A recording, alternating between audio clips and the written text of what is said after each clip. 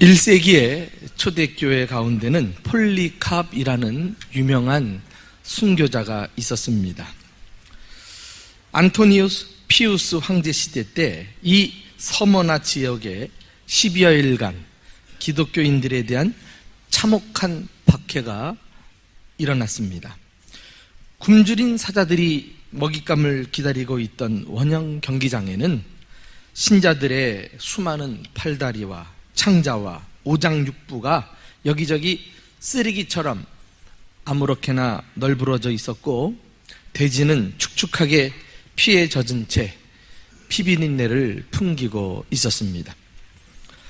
마지막으로 서머나 교회 감독 폴리캅을 화형장에 세운 총독은 폴리캅을 윽박지르면서 이렇게 말했습니다. 그리스도를 모독하고 로마 황제를 경배한다고 맹세하시오.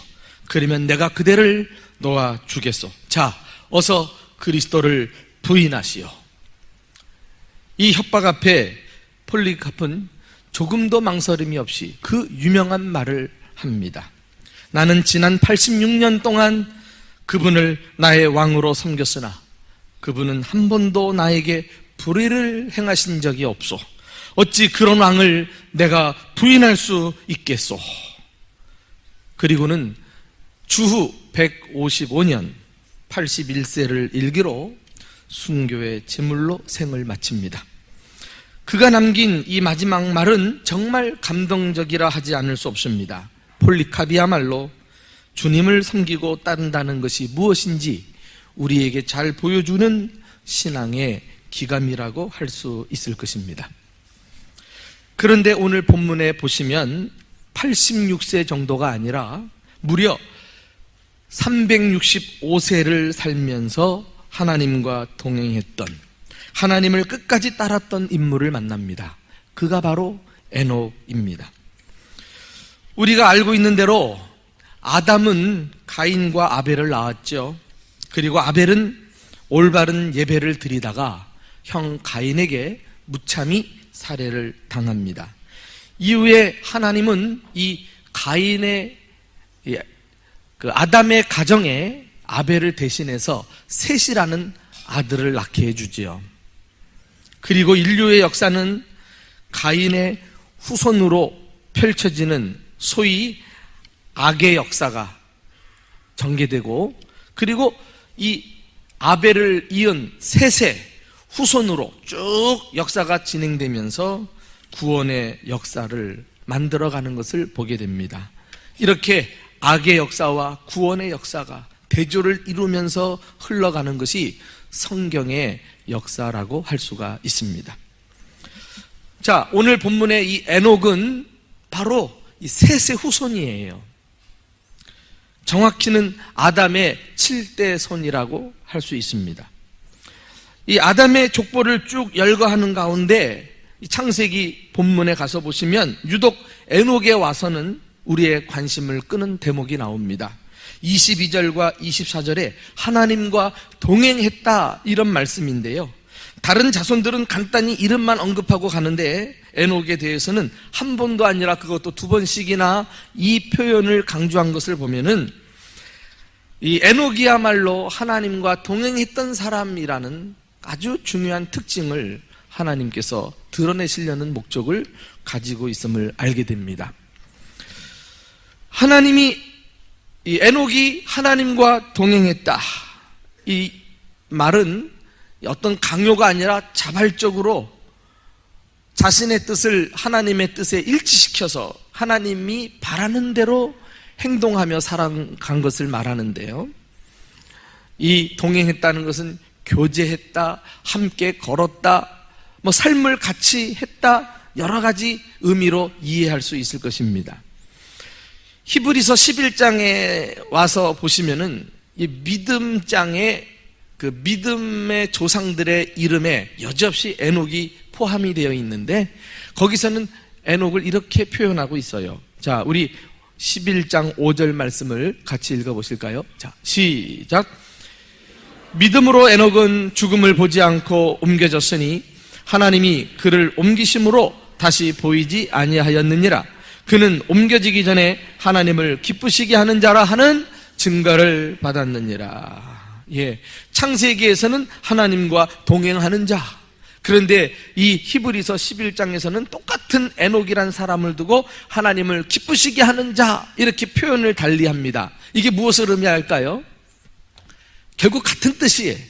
하나님과 동행했다는 것은 하나님을 기쁘시게 했다는 의미입니다. 이래하여 에녹은 하나님의 뜻이 자신의 뜻으로 삼았고, 하나님이 싫어하시는 것을 자신도 싫어하고, 하나님이 좋아하시는 것을 자신도 좋아할 정도로 하나님과 최고로 친밀한 관계를 유지하며 하루하루 살아갔던 것입니다. 에녹이 하나님을 믿었고, 그러한 에녹을 하나님은 신뢰하고, 이렇게 상호 서로 친밀한 교제 속에서 하나님을 기쁘시게 하는 자, 하나님은 에녹을 볼 때마다 흡족해 하셨던 것이죠. 사랑하는 교우 여러분, 동행한다고 해서 다 똑같은 것은 아니에요. 어떤 동행은 상대방의 마음을 아프게 하고 슬프게 합니다. 고통을 가져다 줍니다. 그러나 어떤 동행은 함께 할수록 기쁘고 행복한 동행이 있어요. 아마도 에녹이 하나님과 동행할 때 하나님의 마음은 행복했을 것입니다. 새해 우리가 숫자만 바뀌었다고 뭐 달라지겠습니까? 우리의 마음가짐, 태도가 과거처럼 구태의연하다면 2019년 새해도 아무런 의미가 없을 것입니다.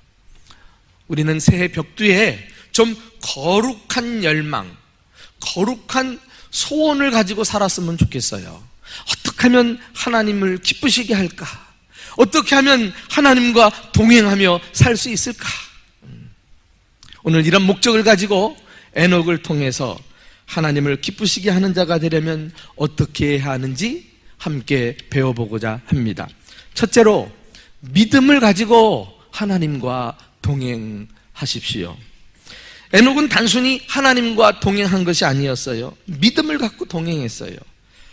이 사실이 하나님을 기쁘시게 했던 것입니다. 여러분, 우리는 히브리서 11장 5절에 에녹의 이름이 등장하는 것을 보는데, 그 다음 구절 6절은 지금껏 몇 번 살펴본 중요한 구절이 나오죠. 한번 우리 6절을 다 같이 읽어보실까요? 6절이에요. 자, 시작. 믿음이 없이는 하나님을 기쁘시게 하지 못하나니 하나님께 나아가는 자는 반드시 그가 계신 것과 또한 그가 자기를 찾는 자들에게 상 주시는 이심을 믿어야 할지니라. 여러분, 이 구절은 히브리서 11장 믿음장 전체를 아우르는 말씀이죠. 믿음이 무엇인가를 요약한 말씀 아니에요? 그러나 직접적으로는 그 에녹의 믿음을 표현하는 데 나오는 말씀이라고 할 수 있어요. 여러분, 에녹은 하나님을 기쁘시게 하는 자라 증거를 받았어요. 어떻게? 믿음이 없이는 하나님을 기쁘시게 못하나니, 이렇게 연결이 되는 거거든요. 그러니까 에녹은 언제 어디서든지 이 믿음이 정의를 하고 있는 대로 하나님을 내 삶의 주인으로 인정하고 그분께 순종하면서 항상 좋은 것을 주시는 선하신 하나님, 상 주시는 하나님을 믿고 따랐다는 거예요. 이것이 에녹의 삶에서 여지없이 녹아져 있는 것을 보게 됩니다. 그래요. 알고 보니까 에녹과 하나님은 그렇게 친밀한 교제를 나누면서 평생을 동행했는데, 그들이 나눈 언어는 믿음의 언어였어요. 믿음은 하나님과 소통하는 언어입니다. 믿음은 하나님과 나를 단단하게 묶는 교제의 끈이라고 할 수가 있어요. 믿음이 없이는 하나님께 나아갈 수도 없고요, 하나님과 동행할 수도 없고요, 하나님을 기쁘시게 할 수가 없는 것입니다. 어떻게 보면 신앙생활이 무엇인가 할 때 평생 믿음의 싸움을 하는 것이라고 정의를 내릴 수가 있어요. 한번 따라해 볼까요? 믿음의 싸움. 무슨 말입니까? 우리가 하나님을 따르면서 믿음과 불신 사이에서 믿음을 선택하는 싸움이라는 거예요. 이 싸움에서 우리는 믿음을 선택함으로 승리해야 한다는 것입니다. 이게 신앙생활이에요. 신앙생활에 실족한다, 넘어졌다, 주님과 멀어졌다, 시험에 들었다, 여타의 모든 사연들은 알고 보면 내가 믿음을 놓쳤기 때문에 그래요. 믿음을 선택하지 않고 주님과 동행하는 것은 불가능하거든요. 여러분, 제가 지금 몇 마디 진술을 할 텐데 여러분들이 동의하시면 아멘이라고 크게 화답해 주시기 바랍니다. 우리는 믿음으로 구원을 받습니다. 우리는 믿음으로 예배를 드립니다. 우리는 믿음으로 기도합니다. 분명히 아멘 하셨죠? 동의하신 것입니다. 그러나 우리는 의외로 많은 경우에 믿음으로 행하는 일을 실패합니다. 똑같이 믿음으로 구원받았으면 살면서도 믿음으로 행해야 되지 않을까요? 근데 많은 그리스도인들이 여기서 걸려 넘어지고 말아요. 그것도 많은 그리스도인들이 조금만 문제가 생기면 어쩔 줄 몰라 합니다. 일이 잘 안 풀리면 좌불안석이에요. 그렇게 잘 믿는 하나님은 어디 갔는지 찾지도 않고 붙들지도 않고 전혀 안 믿는 사람과 별로 차이가 나지 않을 정도로 이렇게 불신앙의 모습으로 살아가는 일들을 보게 됩니다.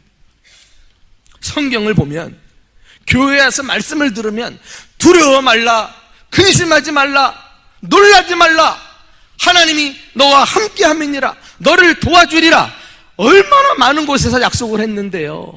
주님이 눈으로 보여주시고 우리 귓가에 들려주시고 그러는데도 아예 귀를 막고 눈을 감고 안 믿으려고 작정한 것처럼 우리가 그렇게 살아가고 있지 않습니까? 참 이상해요. 믿음으로 구원받았다는 거 아는 사람들이 왜 생활 속에서는 믿음을 놓치냔 말이에요. 여전히 믿음으로 살아야지요. 우리가 왜 어려운 현실에 직면하면 믿음을 놓칠까요? 문제가 보이기 때문에 그래요. 문제가 보이는데 하나님은 안 보이거든요. 근데 믿음은 무엇입니까? 믿음의 선배들이 가지고 있던 믿음은 뭐예요? 히브리서 11장부터 딱 1절에 나오잖아요. 믿음은 바라는 것들의 실상이요 보이지 않는 것들의 증거다. 우리가 보이지 않는 것을 믿는 것이 믿음일진데 제일 첫 번째 믿어야 되는 거, 보이지 않지만 믿음으로 하나님을 바라봐야 할 줄로 믿습니다. 이걸 놓쳐버리니까 하나님 마치 안이 계신 것처럼 안 보이는 대로 그냥 우리가 불신을 택하고 좌절하고 마는 거예요. 여러분, 이제부터 우리는 안 된다고 하지 말고 된다고 말할 수 있기를 축복합니다. 할 수 없다고 말하지 말고 할 수 있다고 말할 수 있기를 바랍니다.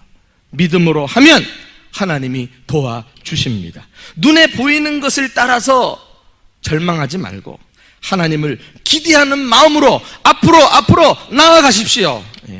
그런 사람을 하나님은 반드시 상 주실 줄로 믿습니다. 허드슨 테일러 그러면은요, 중국 내륙까지 들어가서 중국을 복음화시키는 일에 아주 현격한 업적을 남겼던 중국 선교의 아버지라고 불리우는 선교사이에요. 허드슨 테일러. 1880년대 한참 그가 중국 선교에 박차를 가하고 있을 때 선교의 열매도 있었지만 수많은 고난도 따랐습니다. 특별히 자신이 의지했던 의료 선교사 파커 박사, 이 사람은 의사인데요, 이 허드슨 테일러와 함께 중국 선교사로, 의료 선교사로 와가지고 큰 힘을 보탰던 사람이에요. 근데 그만 선교 중에 자신의 아내가 죽네요. 너무 시리에 빠진 나머지 사역을 포기하고 병원을 떠나게 됩니다. 비축한 돈은 다 떨어져서 교회와 병원을 운영하기조차 힘들게 되었어요. 막 전도받은 중국인 신자들은 허드슨 테일러만 쳐다보고 있는 상황입니다. 선교사 일행이 이 문제를 놓고 기도에 매진하고 있던 어느 날 아침, 선교회의 한 요리사가 어두운 표정으로 허드슨 테일러에게 와서 말하는 거예요. 선교사님, 이제 쌀가마에 쌀이 거의 다 떨어져서 밥도 2, 3일밖에 짓지 못할 것 같은데 어떻게 하면 좋겠습니까? 이 말을 듣자 허드슨 테일러가 다음과 같이 말합니다. 그렇다면 주께서 도우실 시간이 가까이 왔음이 분명합니다. 다르지 않아요, 우리랑? 믿음은 이렇게 말하는 거예요. 믿음은 이렇게 생각하는 거예요. 마지막 쌀가마가 다 끝나기 전에 편지 한 통이 테일러에게 전달되었는데 버거라고 하는 한 후원자에게 온 편지였어요. 그 내용은 놀라운 것이었습니다. 그는 이전에도 헌금을 보내온 적이 있었는데 이번에는 누가 시키지도 않았는데 무슨 감동이 있었는지 거금 50파운드를 송금을 한 거예요. 50파운드는 현재 환율로 따지면 우리나라 돈으로 한 7만 원 조금 넘어요. 에게! 여러분 약 잡아보지 마세요. 이게 백수십 년 전의 얘기니까 돈으로 환산할 수 없는 거금이 그의 수중에 들어온 거예요. 그렇다면 주께서 도우실 시간이 가까이 온 것이 분명합니다. 여러분, 우리 이 자리를 일어나기 전에 꼭 이 새해에 다짐을 한 가지씩 하고 갔으면 좋겠어요. 어떤 다짐이요? 믿음의 다짐인데, 하나님, 앞으로 모든 일을 믿음으로 하겠습니다. 한번 따라 합시다. 하나님, 앞으로 모든 일을 믿음으로 하겠습니다. 네. 사업도 믿음으로, 직장 생활도 믿음으로, 학교 생활도 믿음으로, 자녀 양육도 믿음으로, 교회 봉사도 믿음으로, 여기 있는 목사도 목회를 믿음으로. 이게 사람의 힘으로 할 수 있는 것이냔 말이에요. 여러분들의 교회 봉사가 경험과 자기 힘을 믿고 할 수 있는 일이냔 말이에요. 다 나가 넘어집니다. 오직 상 주시는 이심을 믿는 하나님, 그분이 내 삶을 다스리시고 주관하시고 언제 어디서든지 살아 계시는 하나님, 그 하나님을 든든히 붙잡아야지. 저는 교회를 함께 봉사하면서 성도들 간에 어떤 티격태격 갈등이 있고 다툼이 있을 때 그 문제의 본질을 가만히 보면은 정작 어떤 사안을 가지고 다투는 것이 아니라 결국은 믿음과 불신의 갈등인 것을 보게 되어요. 결국은. 그리고 역시 믿음 편을 택하고 하나님을 붙드는 자를 통해서 그 일을 이루어 가시는 것을 보게 됩니다. 이 목회하면서 이 사실을 매번 확인하면서 한 걸음 앞으로 나아가는 것은 놀라울 정도이니까요. 5만 번 기도 응답을 받은 기도의 사람 조지 뮬러, 그는 자신의 경험을 바탕으로 이렇게 이야기를 했습니다. 주님을 위한 봉사의 열매는 믿음과 비례한다 그랬어요. 그러니 올 한 해 여러 직분과 여러 가지 역할을 맡았으면 그거 믿음 가지고 할 생각 하셔야 돼. 믿음만큼 열매를 거두기 때문에 그렇습니다. 모든 일을 믿음으로 감당하십시오. 아까 말했죠, 신앙생활은 믿음의 싸움이라고. 이 싸움을 잘 싸웠던 사람이 사도 바울이에요. 그는 생애 마지막 순간에 디모데후서에서 자신의 삶을 요약하잖아요. 어떻게? 디모데후서 4장 7절에 나는 선한 싸움을 싸우고 나의 달려갈 길을 마치고 믿음을 지켰다. 하나같이 그가 했던 삶은요, 믿음을 지키면서 믿음의 싸움, 믿음에서 밀리지 않으려고, 믿음에서 불신을 선택하지 않으려고 그렇게 그냥 한 발 한 발 믿음으로 나아갔던 삶이었던 것을 고백하잖아요. 저와 여러분이 올해 이 믿음의 싸움에서 대승하는, 하나님과 동행하는 진정한 사람들이 될 수 있기를 주님의 이름으로 축원합니다. 두 번째, 지금부터 하나님과 동행하시면 됩니다. 아이고, 나는 이미 늦었어. 아이고, 내가 지금 수십 세월 살아왔는데 지금 살아온 날이 얼마나 남는다고. 절대 포기하지 마세요. 좌절하지 마세요. 에녹은 평생을 하나님과 동행하며 산 사람이지만은요, 본문을 자세히 보면 처음부터 하나님과 동행한 사람은 아니었어요. 그가 동행하게 된 시점이 있습니다. 이 창세기 5장에 그에 대한 기록을 보면은 그 힌트가 나와요. 우리 한번 다 같이 읽어보실까요? 21절, 23절까지 시작. 에녹은 65세에 무드셀라를 낳았고, 무드셀라를 낳은 후 300년을 하나님과 동행하며 자녀들을 낳았으며 그는 365세를 살았더라. 여러분, 언제부터 동행했다고 돼 있죠? 무드셀라를 낳은 후.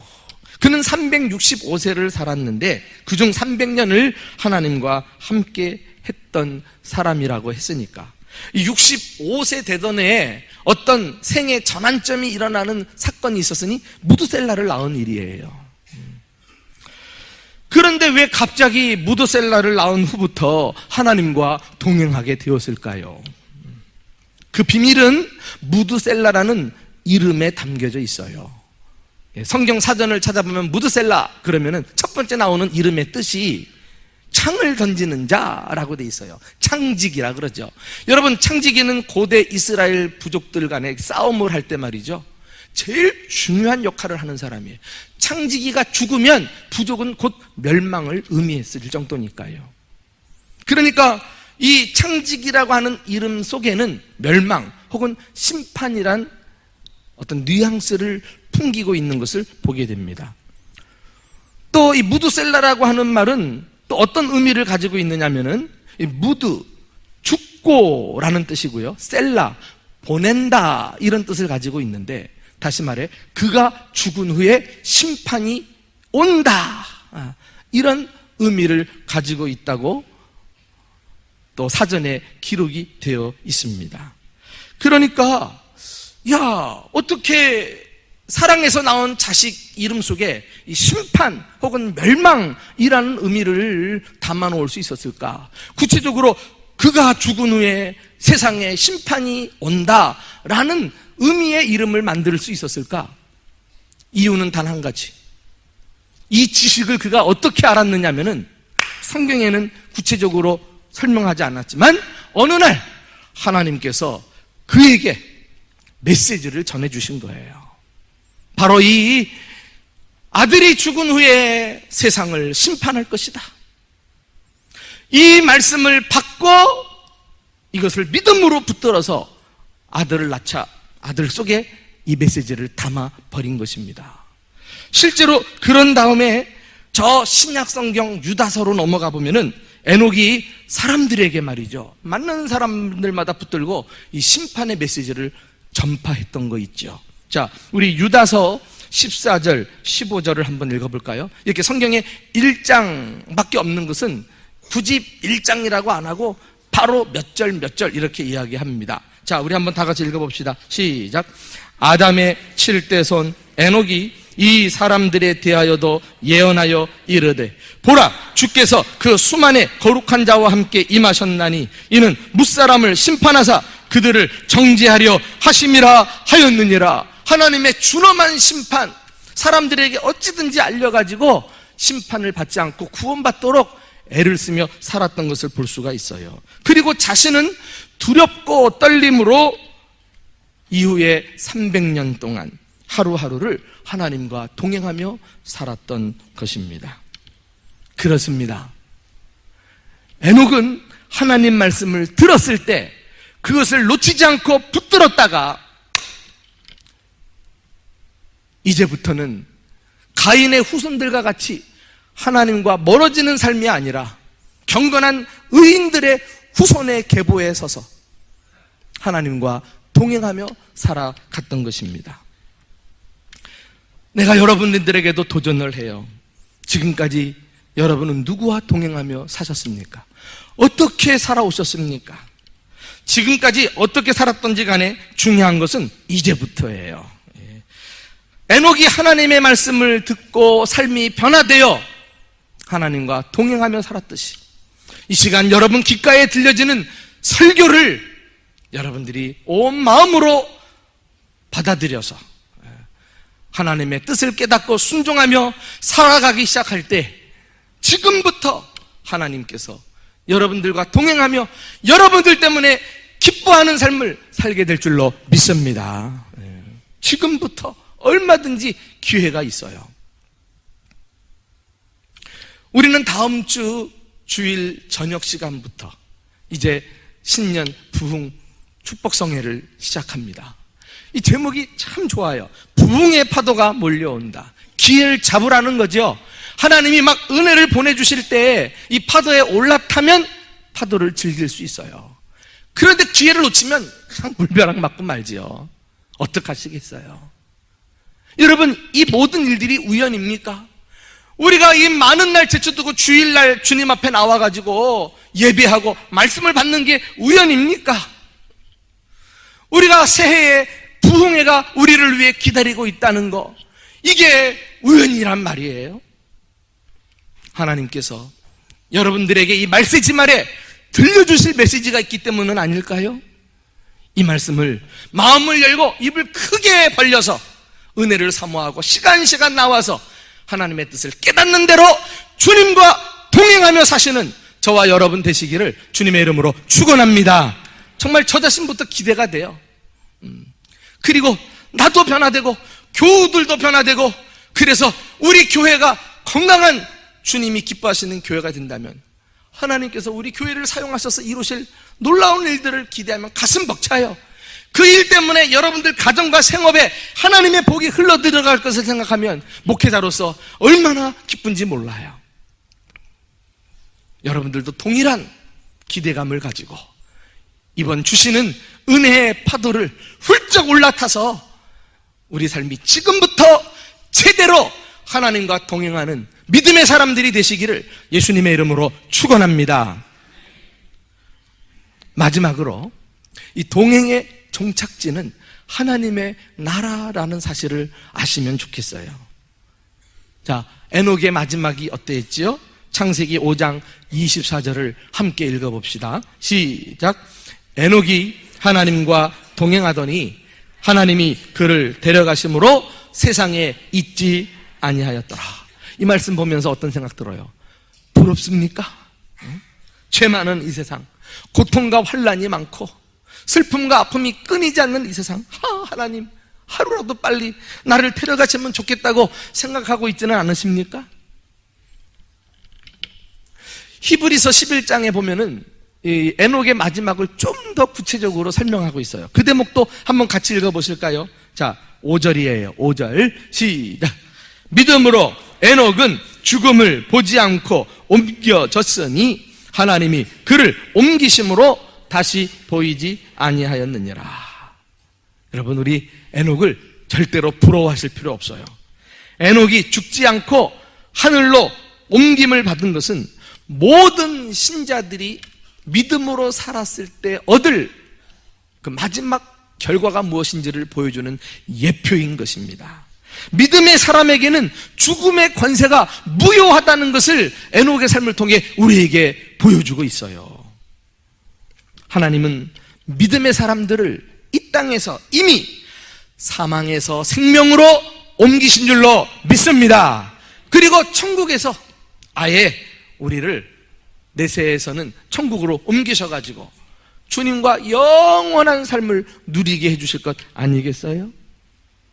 그래도 에녹은 죽지 않고 살아서 갔잖아요. 여러분, 예수님 다시 오실 때 그때까지 살아있는 자는 살아서 신령한 몸으로 변화되어 주님을 공중에서 맞이하고 천국에 바로 들어가게 되는 거 믿으시기 바랍니다. 우리가 에녹이 될 수 있어요. 염려 마세요. 근데 그때까지 죽으면 어떡해요? 주님이 다 살려내셔가지고 신령한 몸으로 변화시키시잖아요.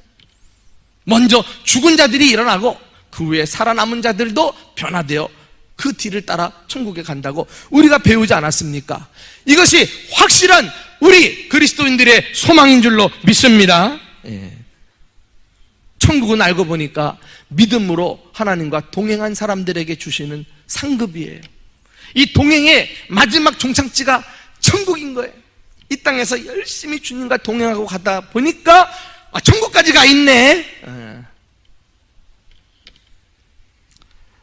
이 소망을 가지고 하나님과 동행하는 자만이 어려움이 와도 믿음의 싸움을 인내하면서 끝까지 싸워 승리하는 자가 될 줄로 믿습니다.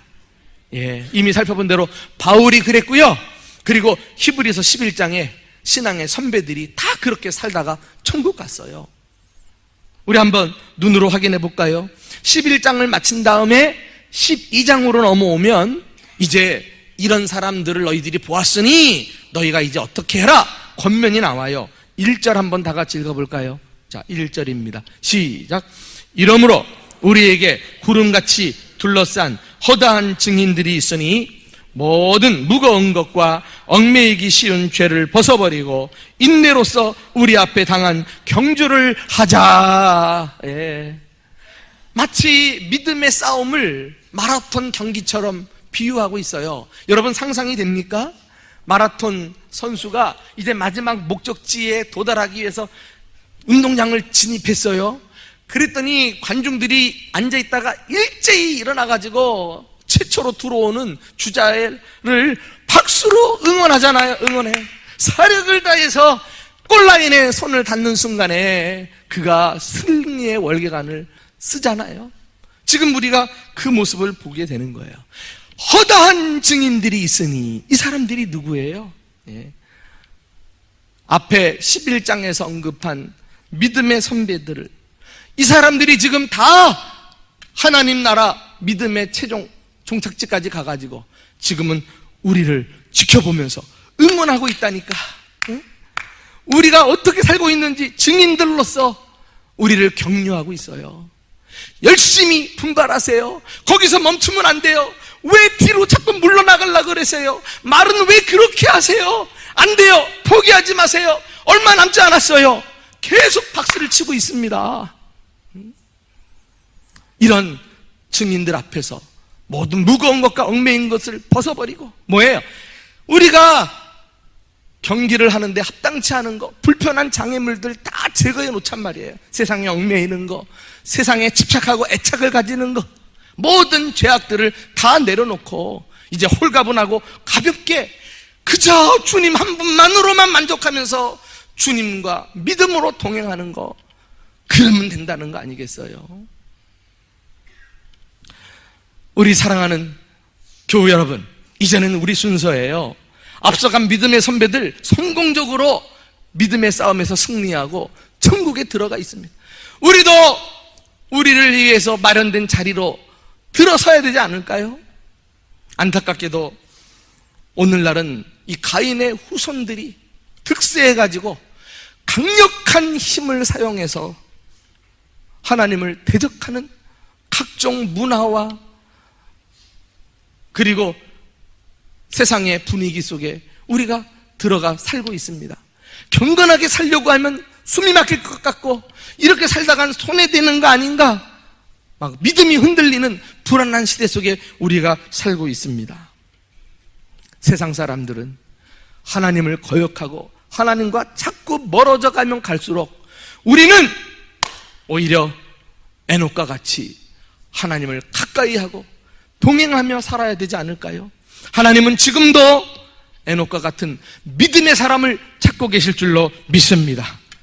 비록 하나님의 뜻에 기쁘게 순종하면서 이 시대의 에녹이 되어서 일평생 지금부터 믿음으로 하나님을 동행하고 하나님이 주시는 놀라운 축복을 받아 누리는 저와 여러분이 되시기를 예수님의 이름으로 축원합니다.